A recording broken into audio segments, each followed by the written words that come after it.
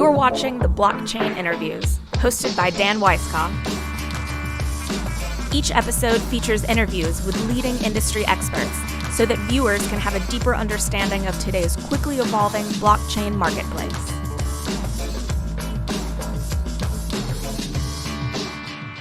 I'm so excited today to have Mike Levitt on the CEO Blockchain Interview Series. Mike is... Thank you, Dan. Thank you. Mike is the co-founder and co-chairman, and yes, even the CEO of Core Scientific.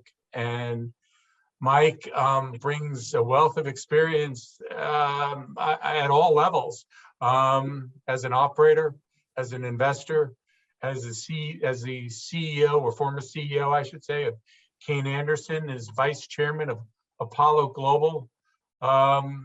Mike, thank you for being on the show. Sincerely, we're going to cover a lot today, and hopefully I won't ask you too many embarrassing questions, but we know each other pretty well, and we'll have some good time. I appreciate as many softballs as I can get. Yeah, well, softballs I don't think I'm going to throw at you, but we'll see. So starting off with the hard one, okay?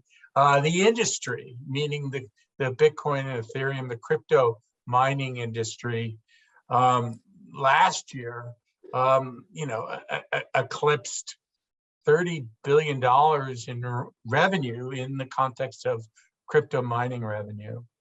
That's about 15 billion by Bitcoin miners and about 16 billion by Ethereum miners. Talk to us a little bit further about the industry itself and where you see it, as the institutional guy, because I gotta say, I see a lot of institutions coming to this market. I agree with your conclusion wholeheartedly, in the sense of call it the institutionalization or institutional interest and acceptance and engagement in our industry. That said, when talking about the industry itself, I still think we're very young. It's very early days in our industry, and that's one of the really exciting aspects of it. I've been very fortunate over the course of my career to have been working in the industry through various waves of innovation, whether it was junk bonds becoming high yield bonds, and early leverage buyouts becoming private equity, and loans and bonds becoming credit, the advent of structured credit and securitizations.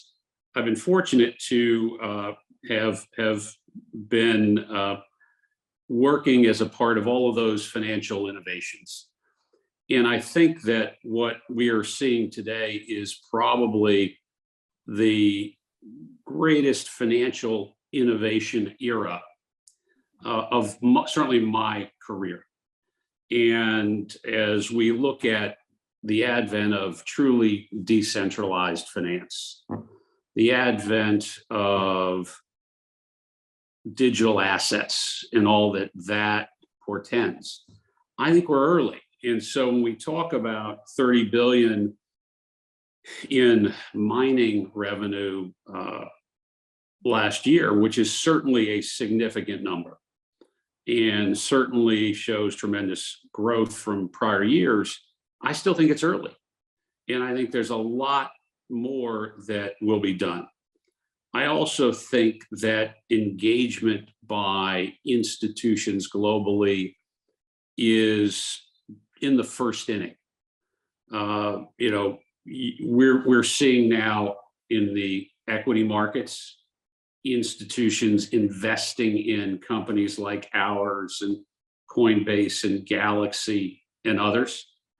But also we're seeing traditional financial services companies recognizing this wave and recognizing this necessity and recognizing this opportunity, whether it's a Mass Mutual that actually acquired Bitcoin for balance sheet purposes, an early adopter, I'll call them, about a year or so ago, whether it's the JP Morgans or Goldmans or others on the street that are creating investment funds to give customers the opportunity to engage in Bitcoin and other assets. So I think it's early days for the industry. I think 30 billion is a great start, is how I would put it. But we got a long way to go and a lot of room to run. So tell me a little bit, because not everybody's as familiar as I am. But how did you and Darren Feinstein and the team at Core come together? It's an interesting journey. Sure, happy to comment on that. First, to be very clear and give credit where credit is due, the essence of the idea was my partner, Darren's. He has been engaged in Bitcoin mining for over a decade now. And one of the things that he concluded as he was trying to mine was that it was very difficult to find high quality, reliable, highly secure, high operating uptime, if you will, institutional places to plug in mining computers. Call it institutional grade infrastructure. And 2016 or so, Darren, myself, and a couple other friends got together, had this discussion, and came to the conclusion that developing institutional grade infrastructure for Bitcoin mining specifically and blockchain computing more generally was something that was inevitable in the United States, was something that was going to happen in the United States. There are very few technologies where the United States has lagged the rest of the world. Blockchain computing, noticeably one. And so Darren and another of our partners, but really Darren, went out and sought to find high quality infrastructure that might be available and to call it ready now. And he located a shuttered textile manufacturing facility in Marble, North Carolina. It had previously made, among other textiles, the thread, that yellow thread in your jeans that you might see, ubiquitous yellow goldy thread. And sadly, 250,000 square feet under roof with two fully developed power substations from Duke Power and TVA on site in a well-located place away from communities, residences, and completely shuttered. And he was met with welcome arms by the mayor and other folks in the town. And we revitalized that facility, a little bit of construction, adapted it for our purposes. And that really, I think, is the first scaled, high quality, call it institutional quality infrastructure developed in this country for Bitcoin mining or blockchain computing. So it was that kernel of an idea that Darren and our other partners had come up with. I had invested in TMT and data centers in the 90s, so knew enough to be dangerous, but not enough to be terribly deep about it. But we decided that we wanted to set about developing high quality, high reliability, high security infrastructure in the United States. And we came together around that single concept. As I said, the kernel of that idea, really, I give full credit and appreciation to Darren. One of our other partners, Matt, scoured the country to raise capital so we could get started. And really from that idea and that capital was built our company. It's been the collective effort of a lot of very, very talented people. I don't in any way want to leave our audience thinking that, oh, Darren and Mike came up with a thought, because it wasn't just that. There are a lot of people. Our head of construction and power, who's an extremely experienced horizontal construction person, Wes Adams, integral to development. Many others. I mean, we've got over 200 people at our company, serious technology professionals. And so the group coming together really has built the company. That initial kind of get started, I was fortunate to have some friends that had some really good ideas, and they decided to include me in their thinking. That's how we got started. You bring up an interesting point, and I don't know that folks can necessarily appreciate this until they've seen the facilities, right? And I've seen a bunch of your facilities.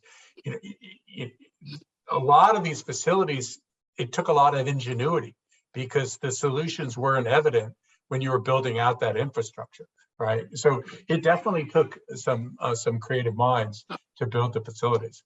It's a really good point. The engineering issues attendant with airflow, heat dissipation, power provision, et cetera, that we have to account for in the industry are quite extensive.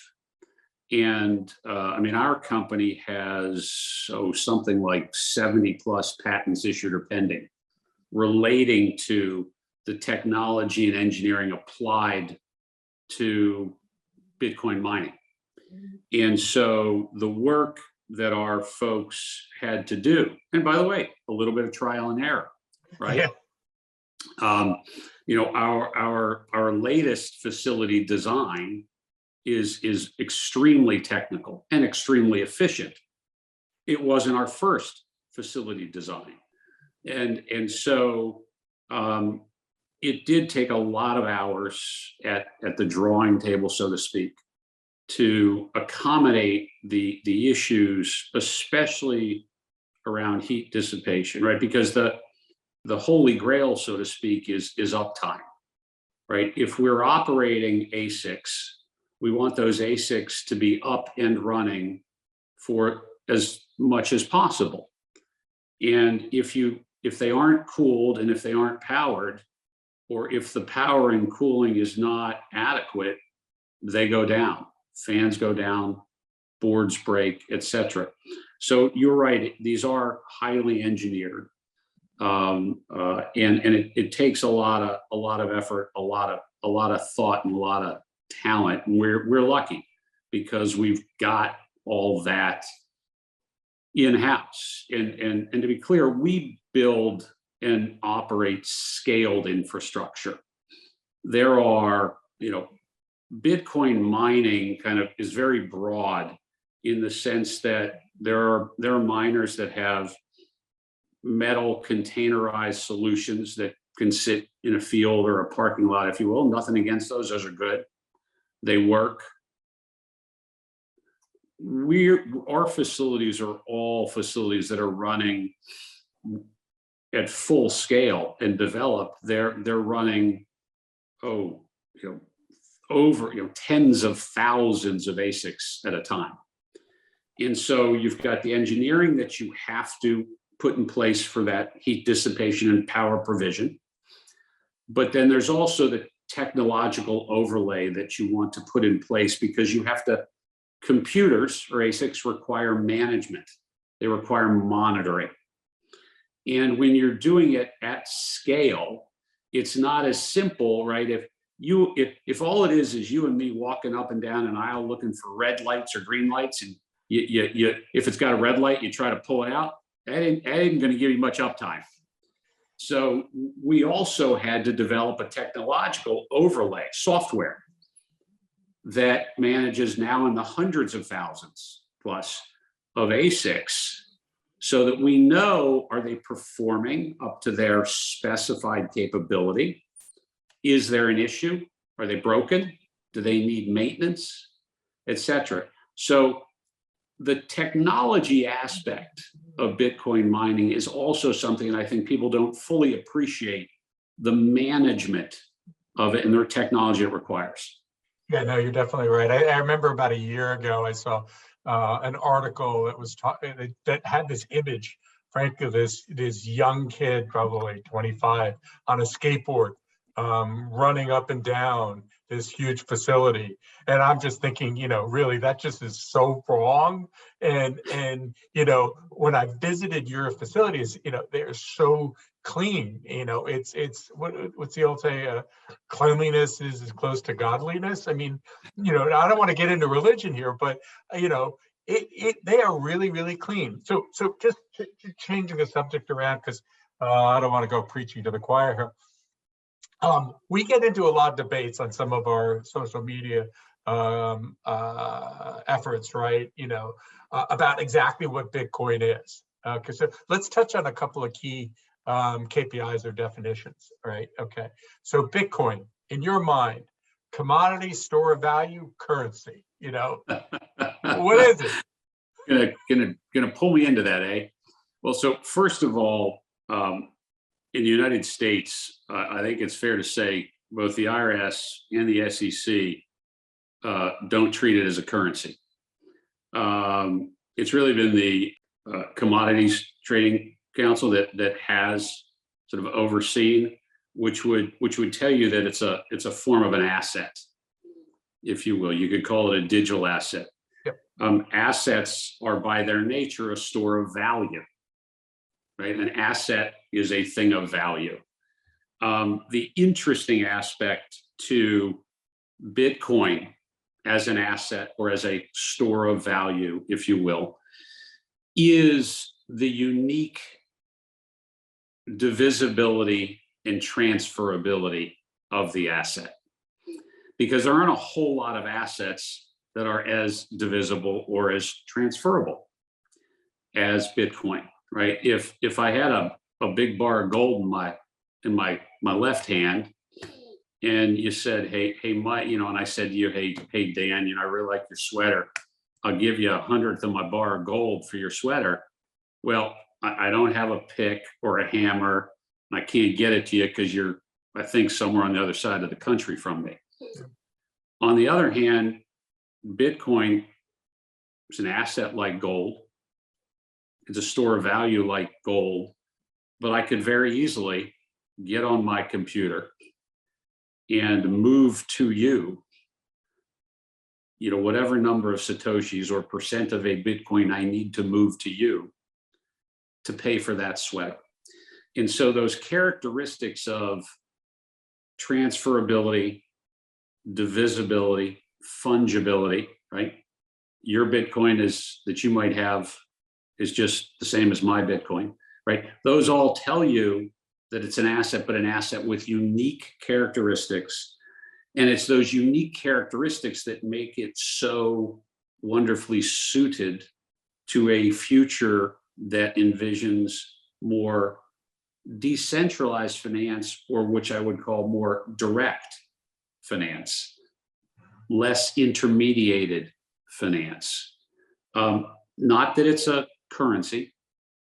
It's at least under the way the SEC and the IRS look at it, it's not. But it is an asset of value that is easily divisible and transferable, is fungible. Your Bitcoin looks just like my Bitcoin. Your Bitcoin has the same value at any point in time as my Bitcoin does. And so it's these unique characteristics. And then when you overlay that with the fact that it resides on an immutable, which is to say untamperable, transparent, confirming ledger, it becomes a very interesting asset. And it's for all those reasons that it's become such an interesting asset to a growing population globally. It makes sense. I mean, you know, in the context that, you know, ETFs are one of the great attributes is the transparency, right? People are more comfortable with transparency, right? They trust transparency. So Right. I get it. And that's probably part of the reason why a lot of people in the ETF community have kind of gravitated to Bitcoin, but that's a whole nother subject that I don't want to like deviate from. Well, but look, you know, but you raise a good point. Trust and security are very important when you talk about assets, right?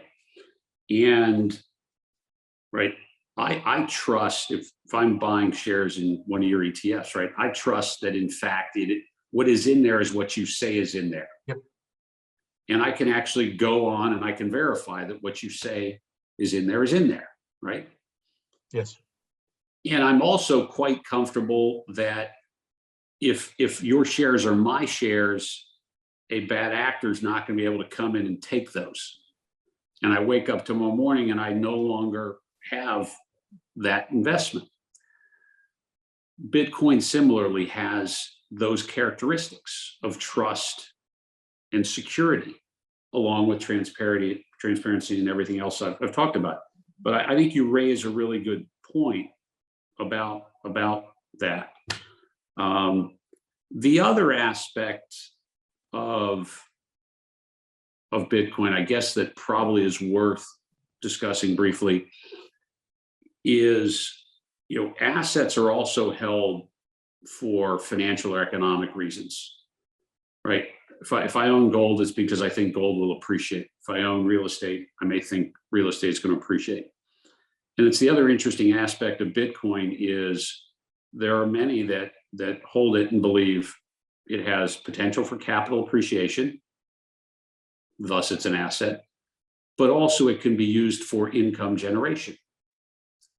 Quite often I'll equate it with people who, you know, kind of ask me kind of at a basic level, say, look, I own real estate and I expect out of my real estate capital appreciation and income generation every year.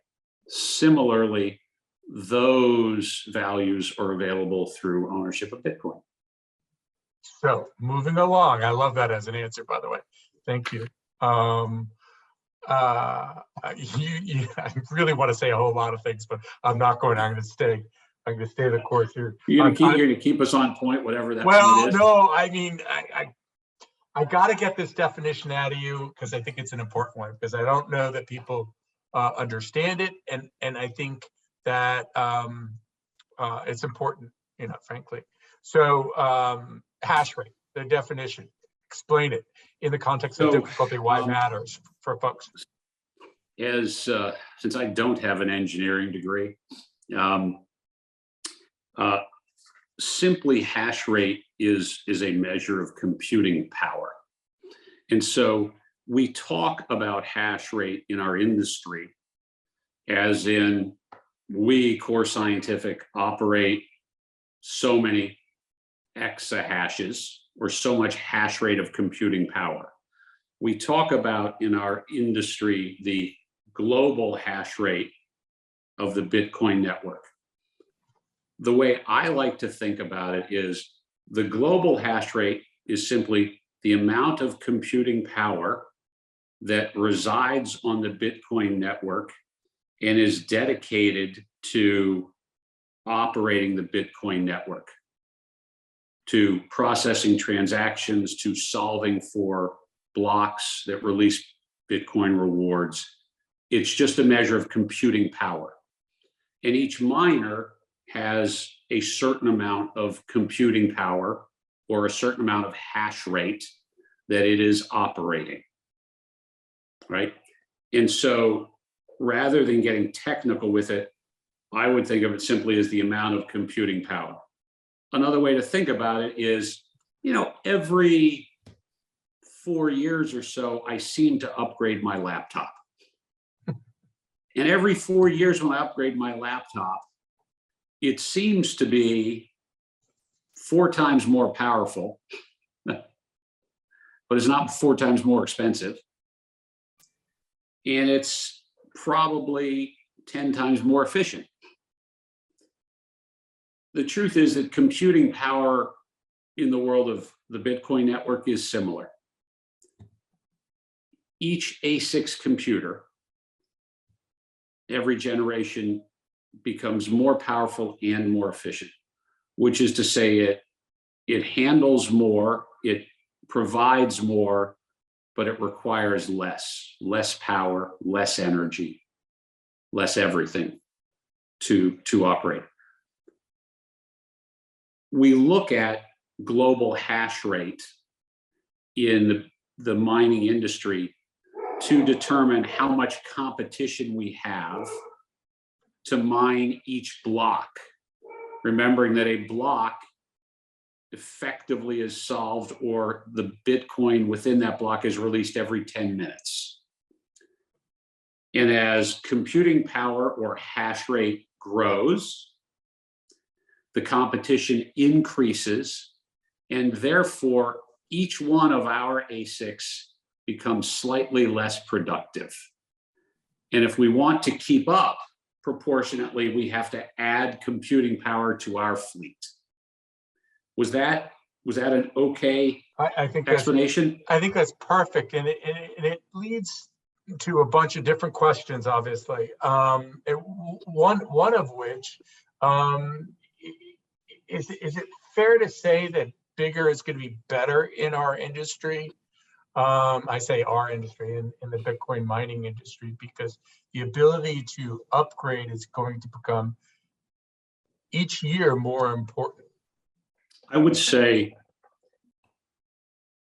companies that are providing mining services like ours, that bigger is better, but I want to be clear about it. So at Core Scientific, we own and operate A6 computers for our own account, which is to say the Bitcoin earned goes onto our balance sheet, but we also operate for the account of others, right? We provide that place. If you want to own some machines, Dan, you can call us and we'll plug them in for you. We operate them, and those rewards, the Bitcoin goes to your account. And by achieving scale, we're able to provide to ourselves and to our customers a higher quality product, right? Higher quality is simply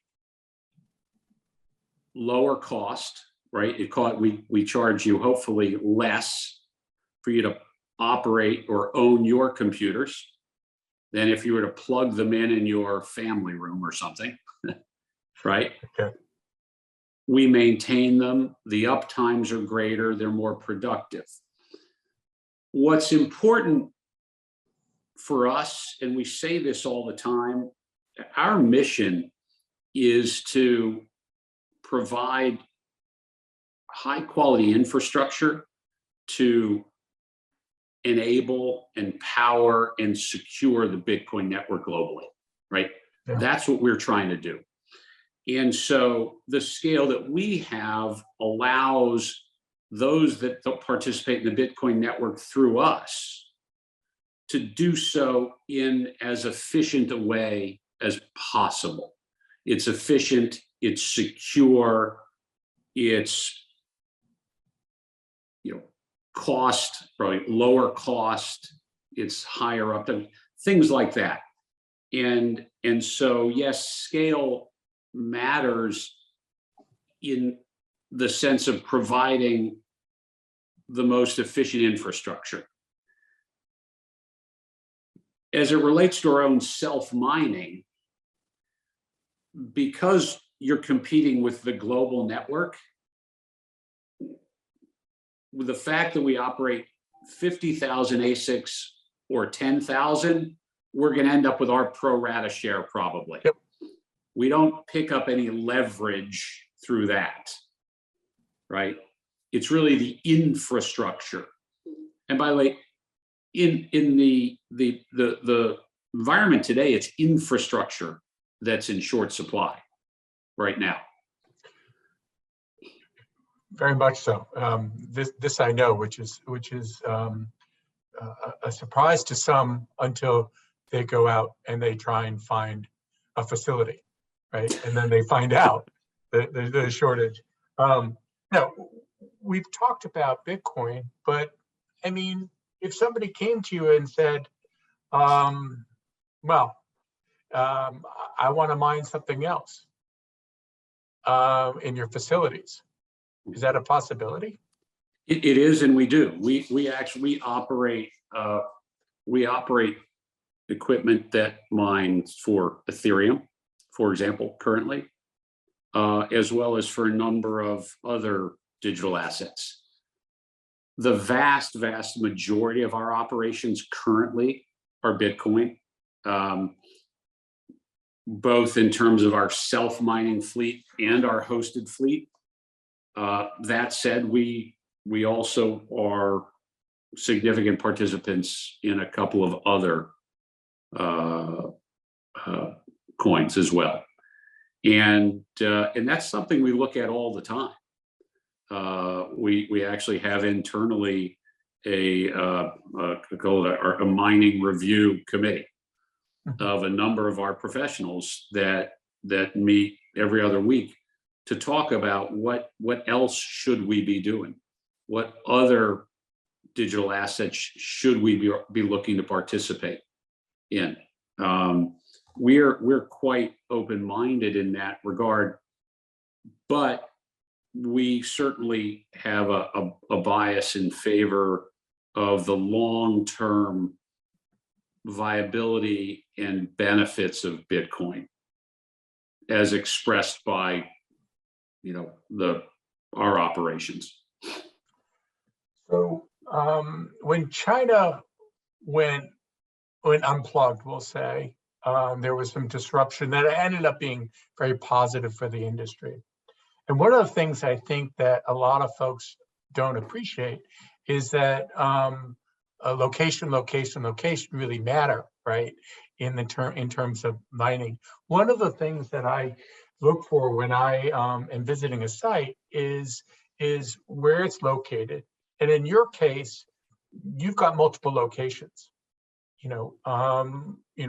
Is that? Do you agree that that's a competitive advantage to you to have multiple locations, different geographies? They're different models, right? And different people prefer different models. We like having some geographic diversification. We quite specifically were looking for locations with excess reliable power, right? We don't want to be a burden on the grid in any location or any geography. In fact, at times when there's peak or emergency demand on the grid, we curtail our operations to make sure that we power down so consumers in our regions don't have to. But when you talk about geography, right, where was there excess power? We only go to places where the communities want us, affirmatively want us. I mean, I get invited to ribbon cuttings, something I never imagined in my life I'd be invited to. I'm due for a ribbon cutting in North Dakota. I only ask that we wait until it thawed a little bit.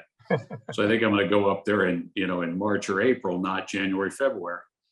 But so it matters, but ours is a little bit of a unique story because the first 3 facilities that we developed were all formerly shuttered or abandoned industrial facilities that already had power provisioned to the sites, and that sadly it's NAFTA, US manufacturing was taken either south or to Asia, jobs lost, etc. And we reopened those facilities. We've revitalized them. We've created jobs. We've created vitality in the communities. We worked with the local governments to bring those into operation. But they had excess power. They wanted us there, right?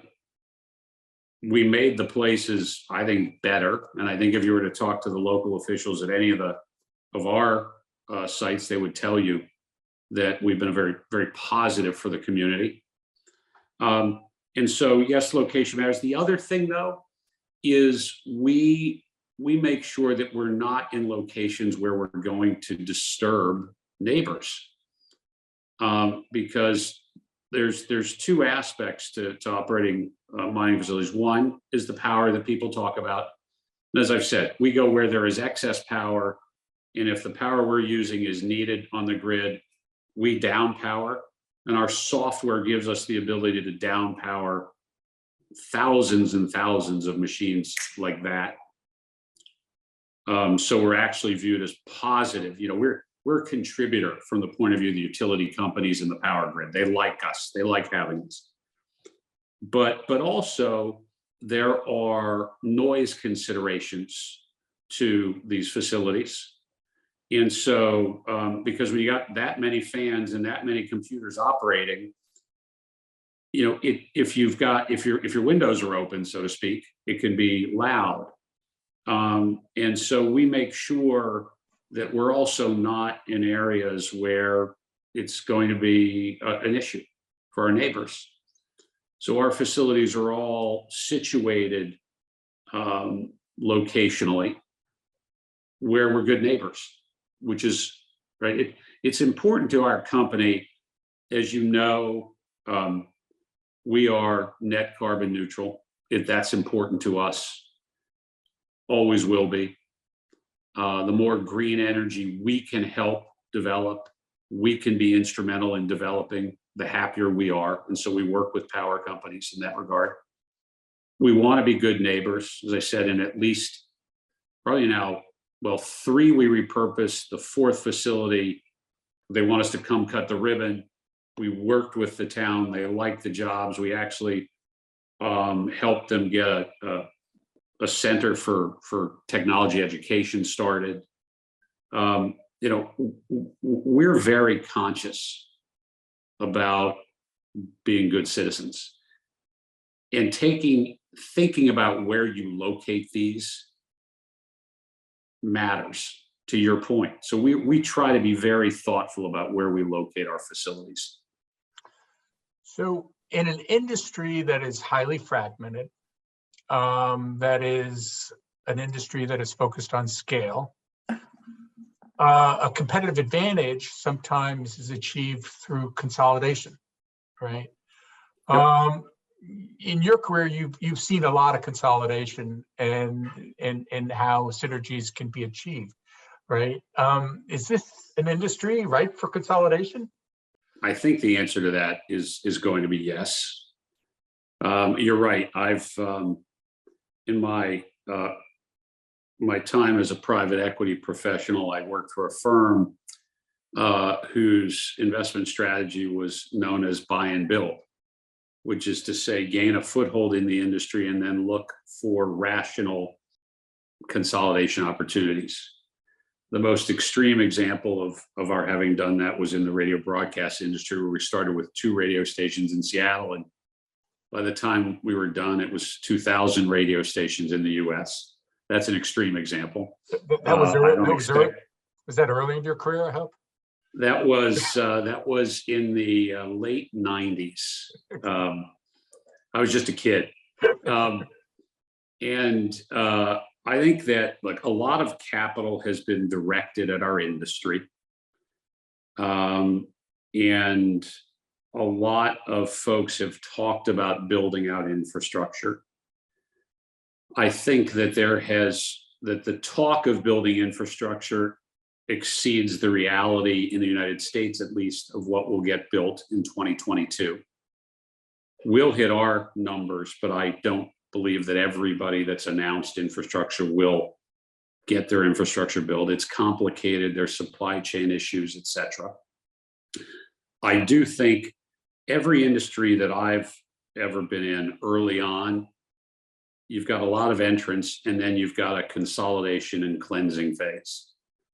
And by that, I mean, there are any number of folks in our industry who are building good companies, but they would be better served to be part of a bigger company like ours. And then there are those that probably shouldn't have gotten started, and they'll be more cleansed, which is to say they just won't be in existence. So there'll be consolidation opportunities, and there'll be those that unfortunately the business plan just doesn't make it. But yeah, I think it's very fair to say that you'll see consolidation and scale growth in this industry as we try to provide the infrastructure and opportunity for growth in and around digital assets and decentralized finance. You need capital in this industry, and you need technology, right? We just touched on capital a bit.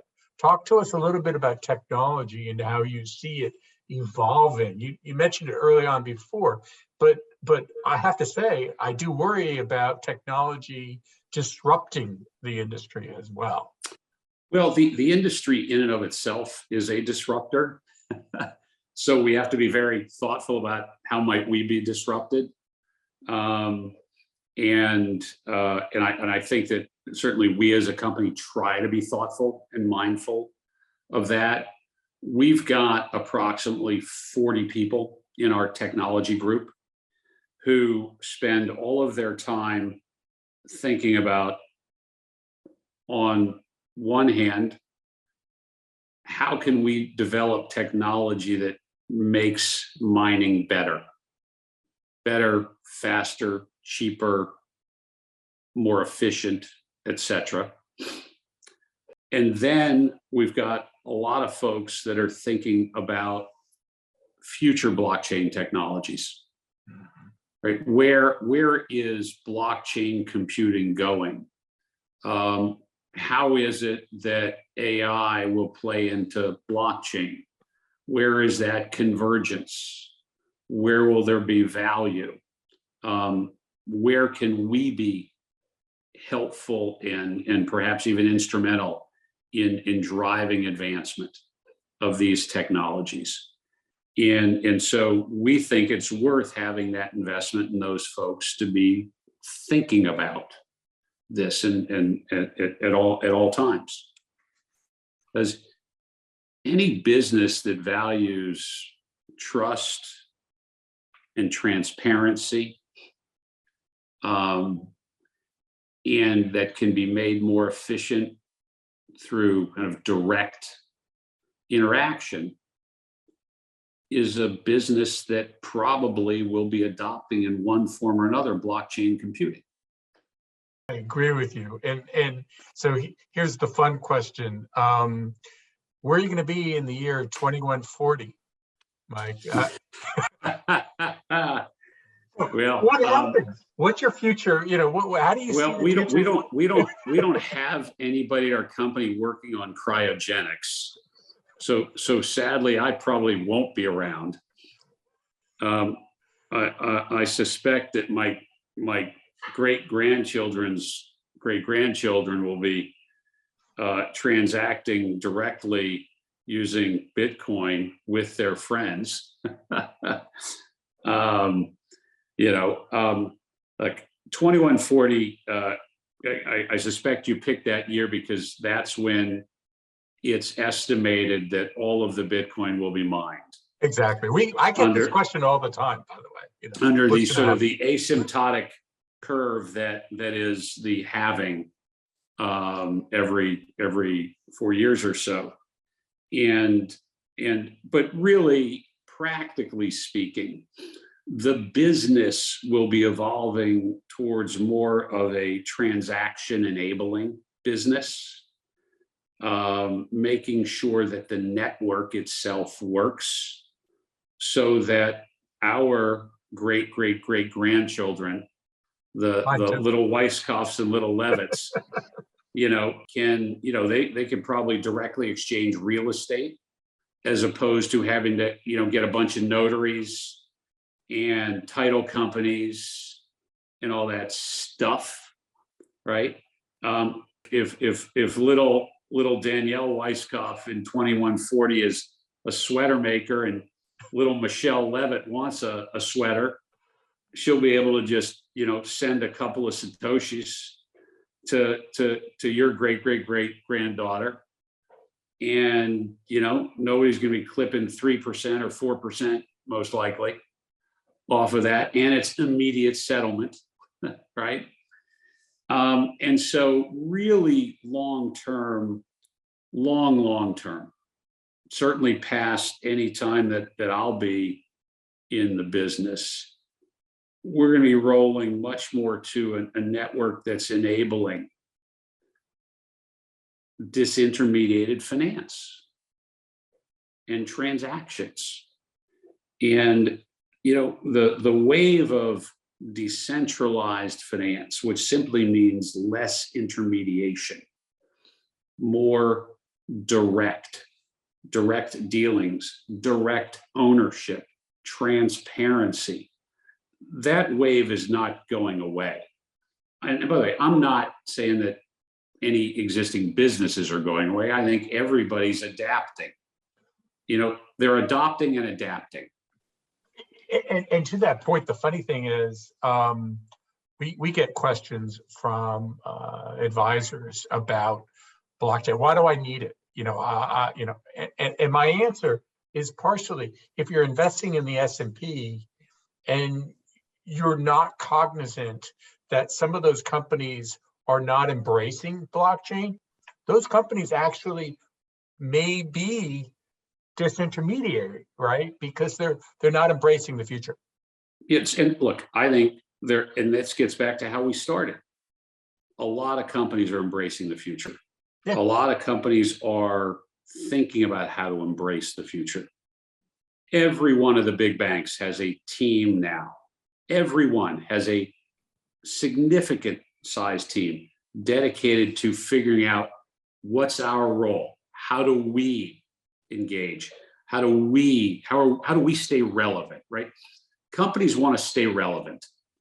That's their ethos. And why is it? And then I'm going to ask you two wild card questions. And why is that? Well, because if it lowers cost and accelerates growth, how do you not want the blockchain, right? And the other thing about it is it's inevitable. The one thing I've found, and look, I've invested in food companies, broadcast companies, telecommunications companies, now Bitcoin companies. Value wins, right? Every successful company provides a good value proposition to their customers, whether it's a hamburger chain, or it's a bank, or it's a clothing retailer. You have to provide value. And if companies don't think about where the value proposition is going, they're going to become irrelevant. And that's why I think that all of these companies are thinking about how do we provide a continually improving value proposition, whether it's healthcare, whether it's banking services, whatever it might be. And blockchain and decentralized finance are all about providing better value, a better experience, a less costly experience, a more direct experience, a more trustworthy experience. And that's the world is inevitably going there. And these are just technologies that bring it there. Yeah, so the two wild card questions that I want to ask you, and then we'll kind of wrap it up. Break it down from an industry perspective. Which industries might be most affected? And let's put some context here. In the next 5 years by blockchain in your mind. I mean, and put aside finance, because that's just honestly almost too obvious. You're going to take the easy answer off the table? Yeah, I'm going to do that. Well, by the way, an obvious one that I think is underappreciated, and you mentioned it, right? I think utility companies are actually benefiting by all this, and people don't recognize that. Look, I think so. so utility companies are benefiting because the networks that digital assets run on run 24/7, which is to say they're always on. And so there is a base load that is provided. But for example, Bitcoin mining, we can down power. So we're there to take the power when it's excess and available. So they can build out knowing that they'll be able to sell it, i.e. it's economic. And we can down power if, for example, some sort of a weather event takes out a power generation asset in a particular region, and there's not as much power available, which happened recently. We down power. If it's a particularly bitterly cold day, and they need more power for sort of the consumer side of the grid, we can down power, and it's not a problem for us. So we help them build the economic case for developing more renewable energy, right? Flat out, we do that. So look, utility companies benefit, but they've been benefiting as technology advances. Technology draws power more efficiently every year, but it draws power, right? And so utility companies, they benefited, when email was created, right? There was an early story about how, email was going to use all the power that the planet had to power email systems, right? Well, it didn't happen, right? But utilities benefit. But really, if you think about it, generally speaking, every industry that benefits from being more efficient, and every industry that has any aspect of trust built into it is going to adopt in some form or fashion blockchain computing, probably overlaid with AI, because at the end of the day, AI is what really we can use to parse all this information that will be available securely and immutably on the blockchain computing. And so, it doesn't matter whether it's healthcare or aviation or gaming or retailing or real estate, right? There are efficiencies that all of those can gain and will, right? It's inevitable. It's inevitable. You would have never imagined 30 years ago how ubiquitous the computers, the machines that we're on, the iPad that you and I are conversing on today. You never would have imagined that it would be so ubiquitous, but the efficiencies gained, right? It's about efficiency, transparency, trust. And that's almost every industry, which is why, yes, utilities gain for this reason, right? Yes, healthcare will gain for this reason. You think about the characteristics, and that's what really drives, ultimately what will really drive it. We definitely see healthcare as a beneficiary because of record keeping alone, right? Insurance companies, I think, are also going to benefit as well. Yeah. But the second part of the question, or second question, is looking backwards 5 years from now. What are people going to look back at and say, "Wow, that was so obvious. I should have invested in this." Right? I'm not talking about crypto, but what is so obvious today that's happening that people are going to wake up 5 years from now and say, "Wow, of course that change was going to occur." One, I think people are going to say, "Wow, I should have bought Bitcoin." That's kind of self-serving. And I don't mean to talk my own book, but attendant to every halving has been kind of a new level setting. And, we'll go through another halving a couple of years from now. But I think that, in a less self-serving way, I think that adoption is growing exponentially.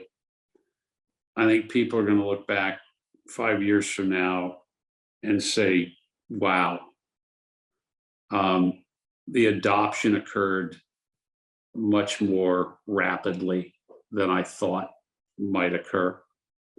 I think that people will look back and say, wow, I didn't realize how efficient these networks, the efficiencies they could lead to. And I think how ubiquitous it will become. It will be, we'll have far fewer what I would call modestly educational conversations, because the adoption will have been so broad and so pervasive, and the understanding so pervasive. To your point, I find that it's a lot of the 20-something-year-olds who are embracing it, right? Ahead of, respectfully, guys like my age and your age, right? We're slightly over 20. Yeah. And that's why probably some people don't get it, right? But, when you look back and you say, God, I remember having to place an order, and that runner on Wall Street would run the order down 10 blocks, hand it to the specialist, et cetera, right? It Right. took so much, and it was a week before settlement occurred. And that's how you bought a stock. Yeah. Yeah. It's going to be instantaneous. Right. And it'll be interesting to see how it all works out. Oh, look, it's going to change. All of the things that we've had to have notarized, have verified, have validated.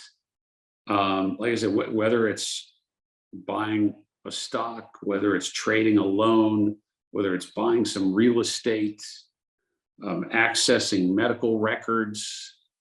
I mean, you name it. There are ways to do it so much more efficiently, with so much more security, and in so much more of a trustworthy manner. And ultimately, those characteristics win. You look at every business over time, those characteristics win. And those characteristics are adopted by every quality business you can think of. Mike, thank you very much for your time. Thanks for block and tackling for your shareholders. And always working for my shareholders. We've got a great shareholder base. I love them all. Have a good day. Thank you. Thank you, Dan. Take care. Bye-bye.